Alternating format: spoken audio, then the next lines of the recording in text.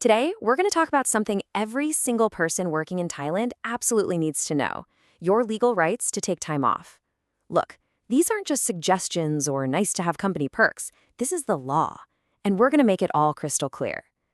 Now, this isn't just a random line. It's from a real story about a hotel employee who felt they couldn't be with their dying parent. It's heartbreaking, and it's a powerful, powerful reminder that knowing your rights isn't just about business.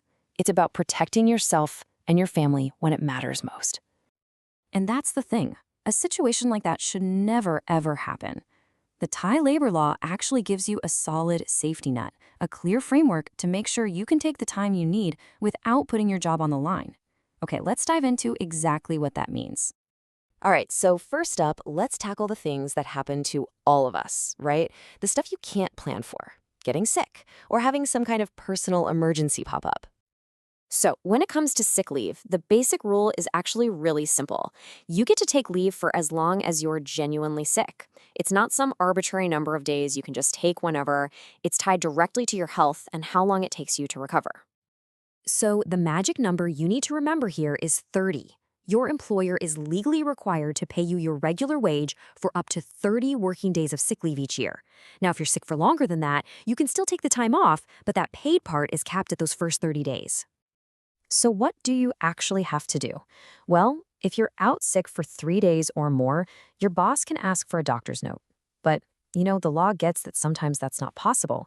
If you can't get one for whatever reason, you just have to give them a good explanation. It's all about communication. Okay, but what if you're not sick, but a crisis hits? A family emergency or an urgent appointment you just can't get out of. That's where personal leave comes into play. The law has you covered. It guarantees every employee, and yeah, that includes if you're on probation or a daily contract, a minimum of 3 paid personal leave days a year for what they call essential business. And this brings us right back to that heartbreaking story from the beginning: needing to be with a parent who is critically ill. That is the textbook definition of essential business. This right exists for exactly these kinds of impossible moments. This table is a super handy way to see it all at a glance. You've got your sick leave, which is based on how sick you are, and it's paid for up to 30 days. Then you have personal leave. That's your emergency backup with a minimum of 3 paid days. And then there's annual leave, your vacation time, which we're going to get to in just a sec. All right, let's shift gears and look at the types of leave that are specifically there to support you during major life events, things related to your family and your health. For all the expectant mothers out there, this number is a big one: 98. That's the total number of days you're entitled to for maternity leave. And that's meant to cover everything: checkups before birth, the delivery, and your recovery after. But how does the pay work for those 98 days? It's broken down like this. Your company pays your salary for the first 45 days. The rest of the time is technically unpaid by your job, but you might be able to get benefits from Social Security to help cover that period.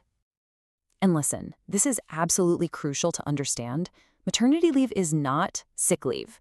They are two completely different things in the eyes of the law.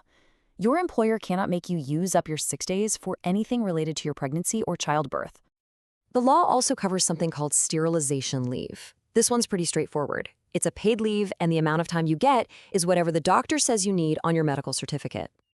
Okay, we've covered sickness, we've covered family. Now let's talk about the fun stuff, the time off you've earned just by showing up and doing the work. Let's talk about your annual vacation. The rules here are really simple. Once you've worked for one full continuous year, you are legally entitled to at least 6 paid vacation days. Now, a lot of companies will offer more than that, which is great, but 6 is the absolute minimum they have to give you. And finally, there's one more specific situation the law covers, and that's for employees who get called up for military service, for things like training or official inspections.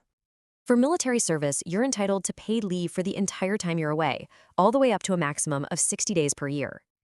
Poof, okay, that was a lot of ground to cover. So let's just do a quick final rundown of the most important numbers you really need to remember. Think of this as your ultimate cheat sheet. You get up to 30 paid sick days, a minimum of 3 paid personal days for emergencies, 98 days total for maternity leave, with 45 of those paid by your job, a minimum of 6 paid vacation days after your first year, and up to 60 paid days for military service. These aren't favors, they're your rights. And that really brings us to our final thought. Look, knowing your rights is step one, and that's huge. But the next step is actually using them when you need to. So the question I want to leave you with is this. Are you and the people you work with really aware of and fully using the leave you're legally guaranteed?